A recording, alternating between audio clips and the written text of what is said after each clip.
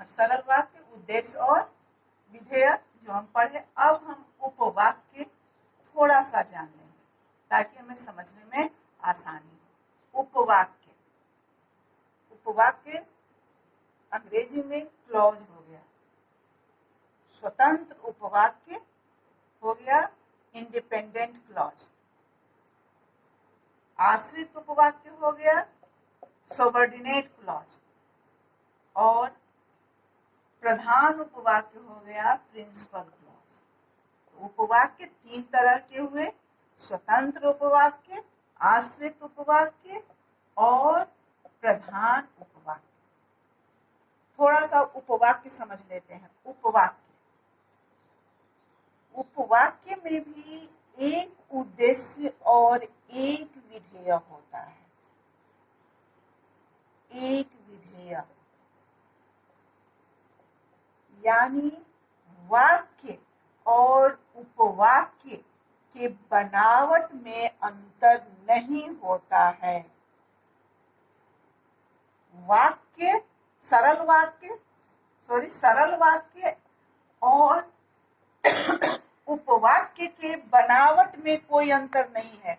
सरल वाक्य भी बनेगा एक उद्देश्य एक विधेय के मिलने से, उपवाक्य भी बनेगा एक उद्देश्य और एक विधेय के मिलने से। लेकिन अंतर कहाँ है? अंतर है सरल वाक्य स्वतंत्र होता है और उपवाक्य जो होता है वह वाक्य का अंश होता है।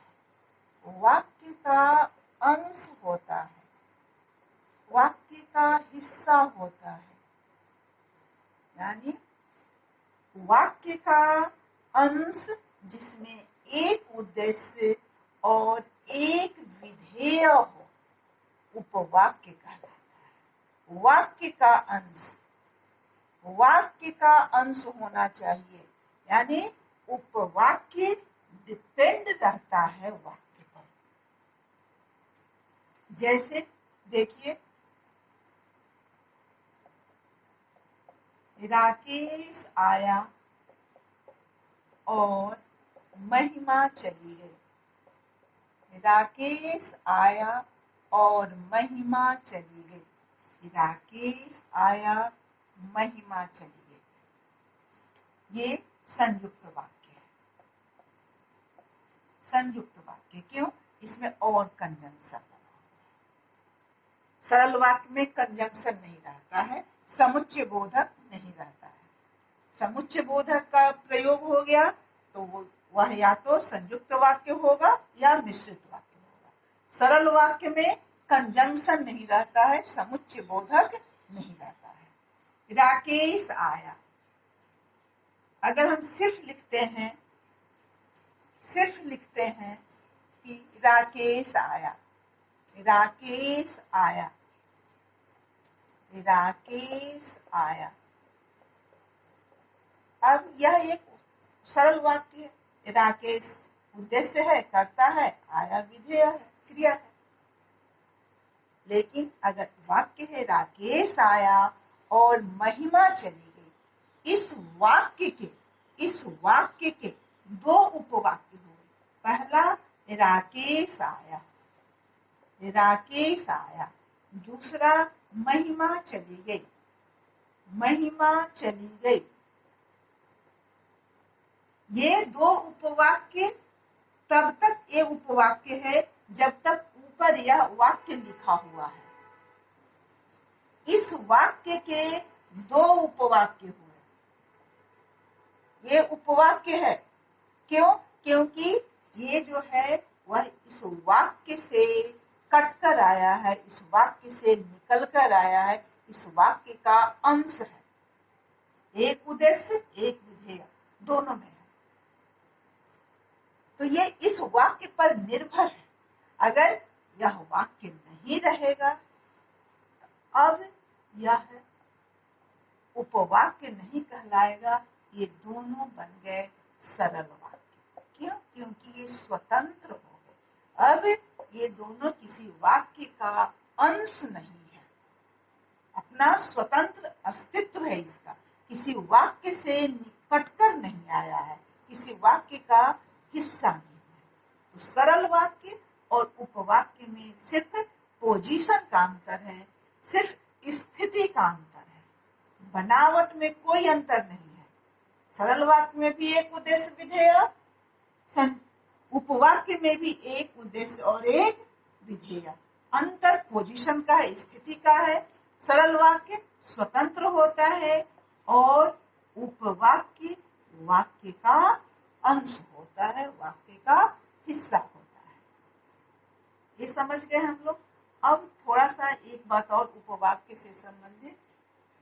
सरल वाक्य, संयुक्त वाक्य। संयुक्त वाक्य में जो स्वतंत्र उपवाक्य होगा, इंडिपेंडेंट क्लॉज होगा, स्वतंत्र उपवाक्य दो हो सकता है या कभी कभी दो से अधिक भी हो सकता है। दो हो सकता है या दो से अधिक। मिश्रित वाक्य में, मिश्रित वाक्य या मिश्र वाक्य में जो प्रधान उपवाक्य होगा, प्रधान उपवाक्य हमेशा उपवाक्य हमेशा एक ही रहेगा, एक ही रहेगा। आश्रित उपवाक्य जो होगा, आश्रित उपवाक्य वह एक भी हो सकता है, एक से अधिक भी हो सकता है, यानी दो भी हो सकता है, तीन भी हो सकता है, लेकिन प्रधान उपवाक्य एक ही रहेगा। संयुक्त वाक्य का जो स्वतंत्र उपवाक्य होगा, दो भी हो सकता है, दो से अधिक भी हो सकता है। स्वतंत्र उपवाक्य कहने का तात्पर्य जो दोनों स्वतंत्र हो, एक भाग दूसरे भाग पर आश्रित न हो, वह है स्वतंत्र उपवाक्य। अब दो उदाहरण देखते हैं हम लोग, कुछ संयुक्त वाक्य का और मिश्रित वाक्य का। संयुक्त वाक्य,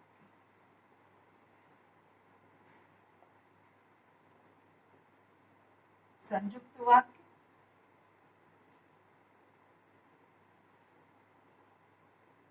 तुम चाय पियोगे या कॉफी, या कॉफी पियोगे।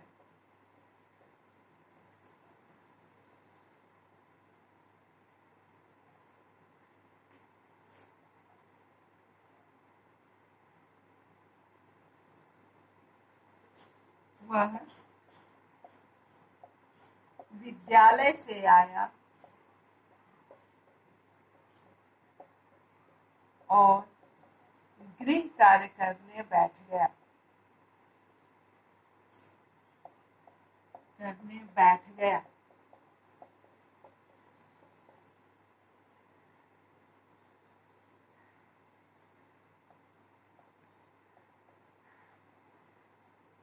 सूर्योदय हुआ और पक्षी चहचहाने लगे।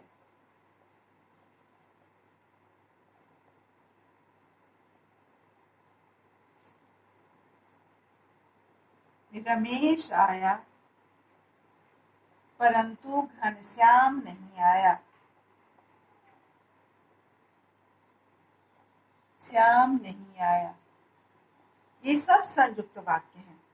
सब में कोई न कोई कंजंक्शन आया है जो जोड़ रहा है। समुच्चय बोधक, एक ये उपवाक्य हो गया, तुम चाय पियोगे, कर्ता नहीं है तो कर्ता लगा देंगे, तुम कॉफी पियोगे। वह विद्यालय से आया, वह गृह कार्य करने बैठ गया। सूर्योदय हुआ, पक्षी चहचहाने लगे। रमेश आया, घनश्याम नहीं आया। जो रेखांकित किया हुआ है वह उपवाक्य है। और चूंकि वाक्य संयुक्त है, अब देखो क्यों ये स्वतंत्र उपवाक्य है, क्योंकि एक भाग दूसरे पर निर्भर नहीं है। तुम चाय पियोगे, एक वाक्य बन गया। तुम कॉफी पियोगे, वह विद्यालय से आया, वह गृह कार्य करने बैठ गया।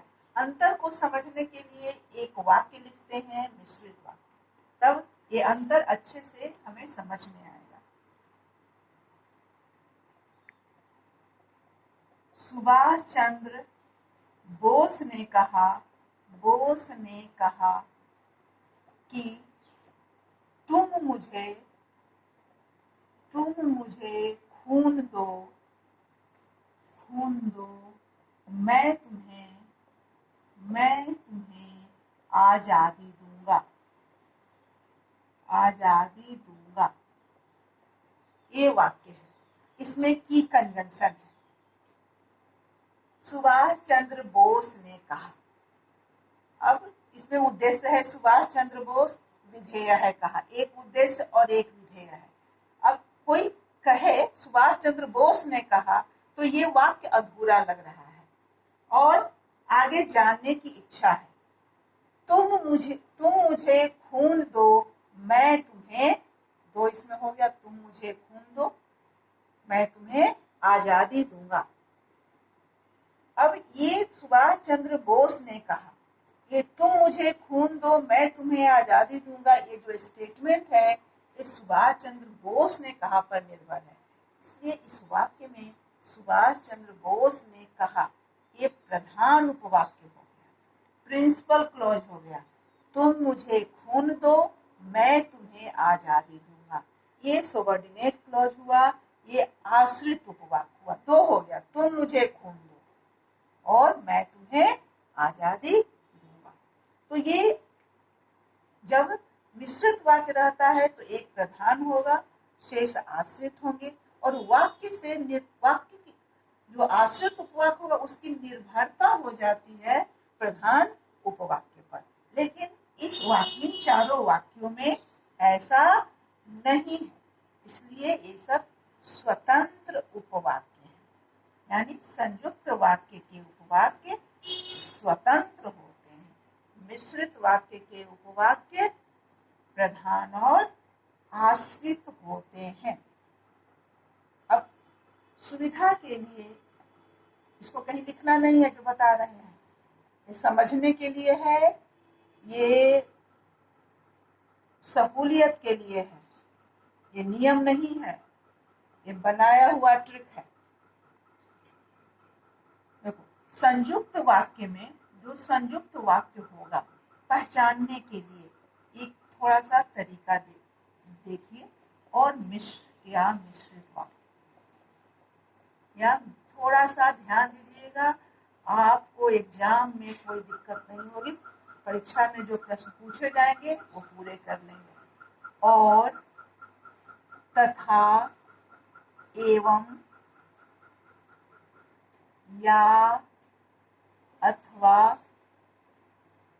किंतु, परंतु, लेकिन,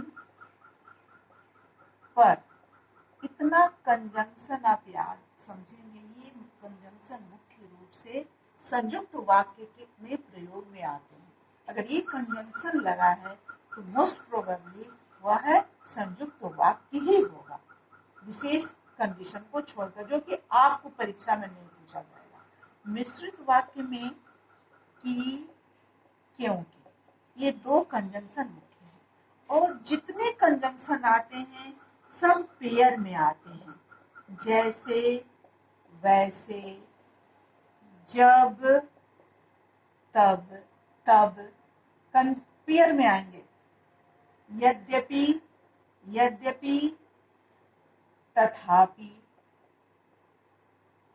यदि, तो।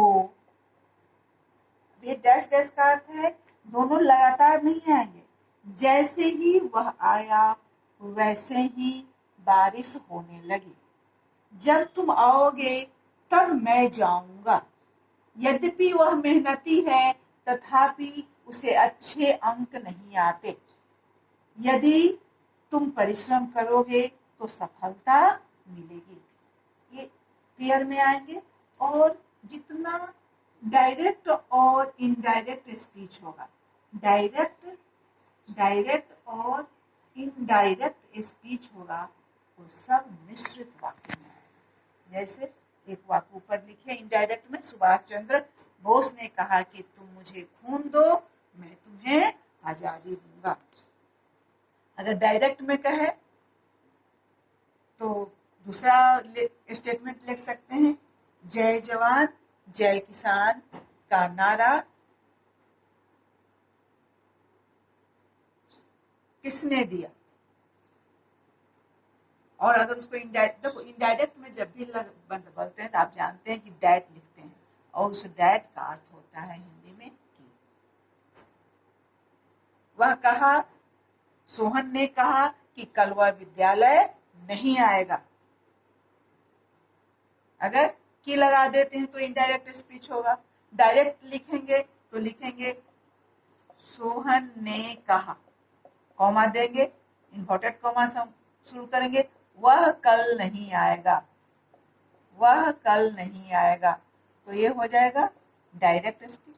तो चाहे डायरेक्ट स्पीच में वाक्य हो या इनडायरेक्ट स्पीच में हो, दोनों मिश्रित वाक्य ही होगा। थैंक यू, धन्यवाद बच्चों। अब आप जो पढ़ाई हुई है आप वीडियो देखेंगे और वाक्य को कॉपी पर अच्छे से लिखेंगे। 4 नंबर के प्रश्न पूछे जाएंगे वाक्य से, इसलिए लिख लेंगे। अगली कक्षा में हम इस पर और आगे चर्चा करेंगे और कुछ वाक्य परिवर्तन के बारे में जानेंगे।